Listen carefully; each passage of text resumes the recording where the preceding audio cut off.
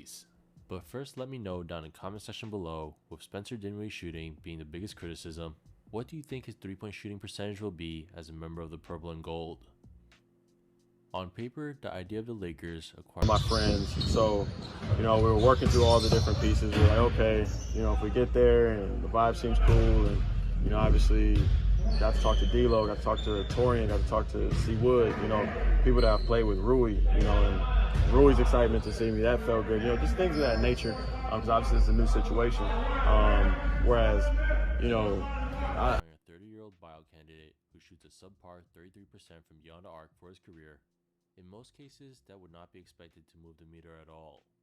But taking a step back, Dinwiddie has spent most of his career, specifically 3 out of his last 5 teams, serving as a primary playmaker to lowly bottom-feeder teams, while struggling to generate quality offense for himself and the lack of talent around him. A lot of things. I think one of the things that definitely was on my radar was the fact that Rob was the first call. I think that matters. Obviously, I had history in Dallas, several other teams that acquired as well, but it really comes down to those two. Looking at the team setup and the ability to possibly come in and make an impact and try to help the team win the championship. Being home, childhood dream come true. There's a lot that goes into that, but really having a chance to help the team win. And like I said, it's just a special place. Whether it's Darvin or Rob, what have they told you about what your role will be for this team? Get downhill, provide rim pressure. Point of attack defense, also wing defense, depending upon the lineups. Switchability there. Just come in, be aggressive, set a tone, play with high IQ. Remember, in this situation, it's about plugging in more so than dominating yourself, right? So that's the mentality. Spencer, there was a moment that the Lakers social account posted of you with your son in the locker room, and they had the jersey there for him too. Yeah. What was that like seeing your Lakers jersey? Yeah, so actually the funny part, I was just telling Lakers social this, it really hit home, not so much when I saw the jersey in the locker, but he had put it on and he was running down the corridor and I was behind him and I was looking at Dinwiddie 26 and I was like, oh man, it's real, you feel me? And for your son to be the reason why you feel it's real, that was a really special moment.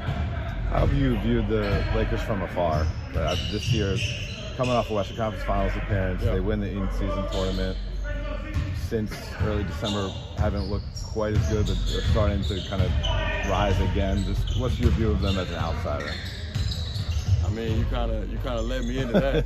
Essentially, you're seeing a team that when everything's on the line, they can rise to a level that no other team can get to. Obviously, won in-season tournament, have played big-time basketball the past several years. Obviously, sometimes it's hard to maintain that, throughout a whole season, but at the end of the day, they know how to win. That's what Every night they're going to get somebody's best shot just because of the name that's on the front of the uniform, and then obviously you have arguably the greatest player of all time on the floor as well, so then a lot of people are going to give him, personally, their best shot as well. Is there any story behind the contract bonus you're going to get? A team that's loaded with star power and talented players from top to bottom, it'd be a better exercise to study how Spencer Dinwiddie has fared when playing for a playoff team, alongside at least one other All-Star. During his first stint with the Brooklyn Nets, the arrival of D'Angelo Russell as part of the Brook Lopez deal immediately catapulted the young backcourt of D'Angelo Russell and Spencer Dinwiddie on